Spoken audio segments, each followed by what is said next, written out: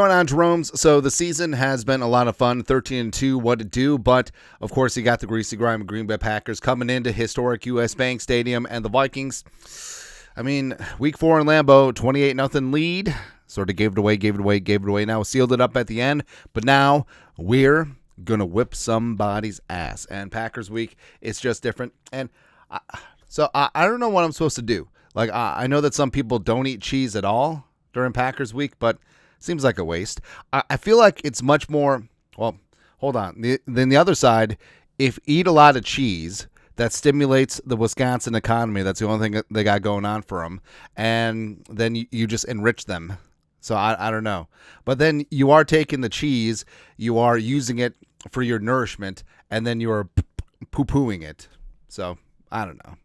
Kind of go back and forth on this. But the Vikings and the Packers having whatever seasons. Although I do feel like the Packers have been tiptoeing through the tulips. Congratulations for beating Spencer Rattler on the Saints practice squad. Good job, man. Who knows if Jair's going to play, even though he's a full participant in practice. Seems like they're playing a little bit of game. We'll get some more clarity on Friday with the injury reports coming out. But who knows, man. But we all know what's up, right? And as we said before, Packers-Vikings, it's a fun rivalry where, I mean, there's lots of Vikings and Packers fans within families, even though there should be no intermarriage. So my wife doesn't give two hoots about football. She is from a Vikings family. But if her family is Packers fans, I don't know, we could be friends. She doesn't watch the channel. She doesn't care. Anyways, but yes, it is a fun rivalry. Like, There isn't the level of vitriol that some rivalries have, whether it's Eagles, Cowboys. Yeah, try to be a Cowboys fan going up to Philly for the game this weekend. Good luck with that. But Jordan Love, we're going to put him on his ass. He's going to serve up a couple of meatballs just like he did last time around. It's going to be good. All right, so Vikings, Packers, Aaron Jones Bowl, Redux, and it's going to be fantabulous, man. So here are 10 keys for the Minnesota Vikings to get a win on Sunday. Move to 14-2. What it do? And keep their NFC North and 1 seed dreams alive. Number 1, Vikings fans show up. So as of right now, estimates are about 28% of U.S. Bank Stadium is going to be Packers fans. It's unacceptable. Now, I know that prices for this game are outrageous, and it's very tempting to sell your tickets, and then it goes on to the secondary, tertiary market. Who knows who buys them, all right? But I know that that's a big chunk of money that will go a long way towards 2025 season tickets. I mean, if you're a true blue Vikings fan and not just buying the seats as a business endeavor, I mean, what are you waiting for? Like, this is why you buy those tickets. Like, you don't buy season tickets to watch Vikings Cardinals. Now, Vikings Packers, when everything is on the line late in the season, high leverage spot, that's what you want. Woo! That's right, man. So Vikings fans, show up, be loud and proud. It's the last regular season home game. And guess what? If the Vikings win here and they win Week 18, we'll have a couple more home games. Yeah, but got to win this one first. Next up, number 2, turnovers. So the Vikings have done a bad job of taking care of the football, but they're very good at taking things away. The Vikings are second in the league in turnovers. The Packers defense, I mean, mainly because a lot of offenses just threw the ball at Xavier McKinney early on, but he's cooled off. But Packers are third in the league in takeaways. So, yeah, take care of the football. Slinging Sammy Darnold, playing within himself, continuing so. Last 6 games, he's thrown 1 interception. That was just a 4th down throwaway. Tyreek Stevenson was stupid enough to catch it. It's perfectly fine.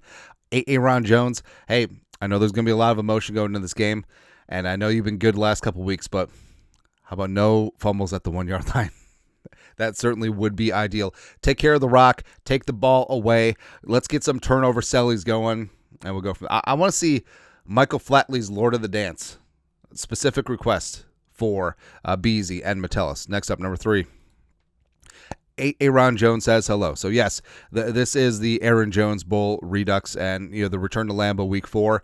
I mean, that was very emotional, and Jones was pretty solid, going for 139 total yards. But you know that Aaron Jones wants to do the bank vault right in front of the Packers grill. right? So touchdown, he's over 1,000 yard rushing. He has a chance to set a single season record for him for all-purpose yards, and I think Aaron Jones is just getting warmed up, right? So taking care of himself. Bell cow running back one. Cam Akers has been nice as a supplemental RB2, but 33 is a place to be. And the Vikings, I know that O'Connell wants to get pass happy at times, but being able to functionally run the ball is going to go a long way for success with the Vikings. Next up, number 4. Another Jefferson classic. So, speaking of just chucking the ball, slinging Sammy Darnold, a.k.a. America's quarterback, keeps pace, should finish top 5 in the MVP voting. Just friggin' Jefferson. He does the damn thing again. So, JJ, last week, 10 catches, season high, 144 yards, season high, 2 touchdowns, tied for a season high. And I think that he has a chance to get loose against this Packers secondary. Now, TBD, whatever happens with Jair, don't really care, to be honest. But Stokes on the outside, Valentine, Rochelle, and whatnot. Nixon working in the slot, so they do have talent on the back end. And Xavier McKinney was a pretty quality pickup from the New York Football Giants. A pride of Alabama's getting some things done, and they're going to try and sub Jefferson. I mean, it'll just be like last time when they threw everything but the kitchen sink at him. They're going to double him, triple, bracketing, but that means that Jordan Addison, T.J. Hawkinson, even Aaron Jones out of the backfield could have some big-time games. Maybe even Jalen Speedy Naylor hangs on to a couple touchdowns. Ooh, getting complete redemption, because remember, it was Jalen Speedy Naylor's muff punt where he lost the ball in the sun before halftime, which was less than ideal. Oh, shout out Logan, by the way. Wolverine. Anyways, but I do think that there's going to be spots where Addison, Hawkinson, Naylor could go off, but I feel like Jefferson just lives for moments like this, right? Even though it's a late afternoon game, there's only 2 games going on at that time. I think the other one was a Browns Dolphins or something like that. It's something stupid. But everyone and their mom's going to be watching this game. Tom Brady's going to be calling the game in his high nasally voice, just adding things. Back to you, Kevin. He's so bad at this.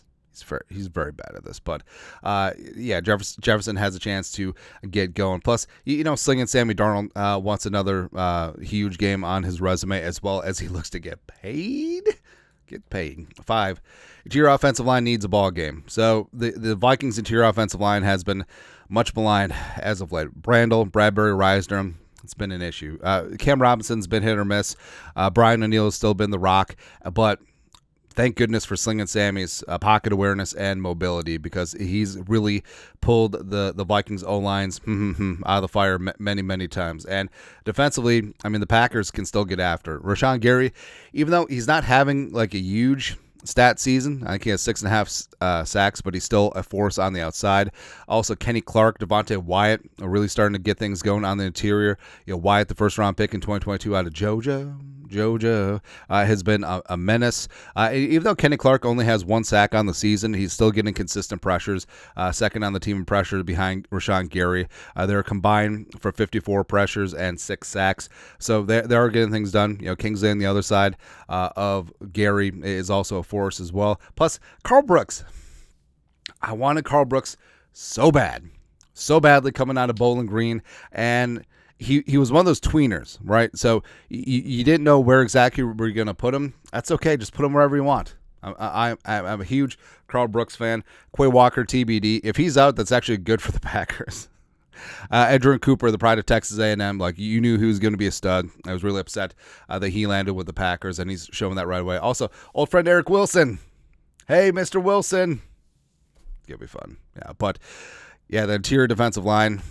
Yeah, and Kenny Clark has done really terrible things to Garrett Bradbury throughout the year, right? So, throughout the years, so it's going to be kind of tough. 6, Love stinks. Yeah, Jay Giles band. So, hey, Jordan Love going to just PP himself a little. That's right. Even though he doesn't get sacked often, he only has 11 sacks on the season. 2.74% sack rate is the lowest in the National Football League. But as you've seen, Jordan Love will serve up a couple of meatballs, even though the Packers offensive line respect. I got all the respect in the world for Elton Jenkins, stud, the pride of Mississippi State. The Vikings could have drafted him in 2019 instead of Garrett Bradbury. No big deal. Also, Zach Tom, the pride of Wake Forest, has been monstrous, right? So they got 2 pipe hitters along the offensive line. Rasheed Walker has been a bit of a surprise. So there you go. We'll get to Myers and Ryan here in a second. But Jordan Love, I mean, he will give it away. He's got 11 picks on the season, threw 3 interceptions last time the Vikings and the Packers met. He did throw 4 touchdowns, allegedly. BS allegedly, but maintain rushing lanes. Like, Love isn't necessarily a running quarterback, but he can skedaddle and he can pick up a first down if you do turn your back on him. But sitting in coverage, I know that's really tough. I know that's really tough for Flores, but I think what you have to do, stay disciplined, play some coverage, get some decent heat on him. Like, you don't have to overcommit to the blitz, but get creative. Like, lots of stunts, lots of games, lots of deciding which 4 are going to get after things, and then have Jordan Love make a couple mistakes. And the crowd noise hopefully is going to be loud and proud in the Vikings' favor, and then just go from there. Next up, number 7, contain Josh Jacobs. All right, so I don't know, maybe the Packers made the right decision signing Josh Jacobs, letting go of Aaron Jones, and the Vikings pick up Aaron Jones. Maybe it's something that worked out for all parties involved, but Josh Jacobs has been just a monster, right? And I like that Josh Jacobs and Saquon and Derrick Henry have completely flipped the narrative on paying running backs, which, if he's a stud, he's a stud, and you go ahead and go get him. But basically, Josh Jacobs has been the engine for the Packers offense the last couple weeks. Jordan Love's sort of been hit or miss. But like we said, offensive line-wise, Jenkins, Zach Tom, absolute studs. But Josh Jacobs, 12-16 on the ground, 13 touchdowns. He's just a bad dude. He's a bad, also quality receiver out of the backfield as well. So, I mean, Josh Jacobs starts and ends there. Vikings second in the league in against the run. They're going to have to show it on Sunday, because that's exactly what the Packers want to do. They want to put the ball in Josh Jacobs' gut, keep the chains moving, take the crowd out of it, and put together some long-ass drives, really wear down the Vikings pass rush front 7. Can't have it.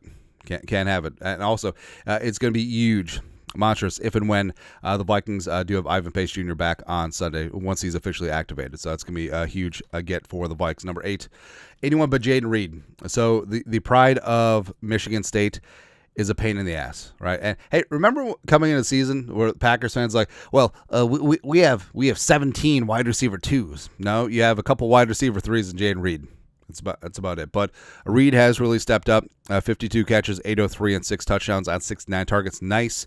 Also, they do run him out of the backfield a couple times, a couple jet sweeps mixed in there too. He's just a nice playmaker, and he's very good at getting open in this offense. And basically what it comes down to is, like, he's going to be operating from the slot and the X and the Z all over the place. So Vikings, it's nice having Gilmore back. Harrison Smith, it looks like he's going to be returning as well. Communication is going to be key, because it is going to take a village to be able to shut down Jaden Reed. Also going to need a big-time game from Byron Murphy Jr. Hey, it's been a while since Murph had a pick. Let's continue to add to that stash. How about that? Next up, number 9, attack the 2-hole. Now, let me explain. So, in offensive numbering, going to the right, the holes are even numbered. Going to the left, the holes are odd numbered, unless it's Tom Landry's offense and it was flipped because Tom Landry came from a defensive background, but that's very confusing. So, the 2-hole, 2, 4, 6, 8. So, the 2-hole is in between the center and the guard, and for the Packers, that means Josh Myers, the pride of The Ohio State University, and Sean Ryan. That's where the Vikings can make some hay. Right, so attacking that A gap for the defense, or the 2-hole for the offense, that's where the Vikings need to get after things. Ryan and Myers combined for 47 pressures and 3 sacks. So right up the middle, immediately in Jordan Love's face, that's where the Vikings do have to attack. And hey, guess what? Cashman, blitzing, Metellus blitzing, Pace once he returns from IR blitzing, getting all up in there. Jamin Davis, that's his forte. So Flores definitely knows where his bread's going to be buttered, and just attacking that area of the Packers offensive line, that is the weak spot between the center and the right guard, and then just go from there. Lastly, number 10, you guys were thinking something else. Get your minds out of the gutter. Lastly, special teams got a star. So Whale Rockard, who will be a winner if he nails a couple more 50-yard field goals. Ryan Wright has quietly been a stud punter this season. Trent Sherfield should be on the Pro Bowl ballot. CJ Ham as well. Get in there, block a punt, block a field goal, block a PAT, and maybe run him back. I don't know. Ty Chandler, bust a kick. Woo! It's going to be a lot of fun, man. Final score prediction. So I do think that this one's going to be, unfortunately, a near run thing. but it is what it is. I think the Vikings from the jump will have control. I think that home crowd is going to be loud and proud. I do think that Vikings fans will choke out Packers fans. Not literally, but decibel-wise. I think there's going to be a lot of purple, yellow, all up in there. And both these teams have good defenses, but the Vikings have a good defense. The Packers have a defense that just got to play the Saints last week. So that's why their numbers are fluffed up a little bit. But I do think that Slinging Sammy Darnold, a.k.a. America's quarterback, continues his MVP march. I think Jefferson has himself a monster game. I think Hockenson gets a little bit loose too. It's going to be kind of nice. I do think the Vikings get 2-3 meatballs from Jordan Love. I do think that they do sack his ass 4 or 5 times, and I think that the Vikings have themselves a really fun ball game. Give me Vikings 34, Packers 29. Hey, did you know the Packers are favored in this game now? Blah, blah, blah, blah. But the Vikings win, keep the NFC North and 1 seed dreams alive, and the Week 18 at Detroit, bring it. We're right here. We're not going anywhere. We're right here. Anyways, that's it. Vikings-Packers preview. What are your keys for victory? What's your final score predictions? Let us know in the comment section below. You guys are the best unit to do. Skull production value.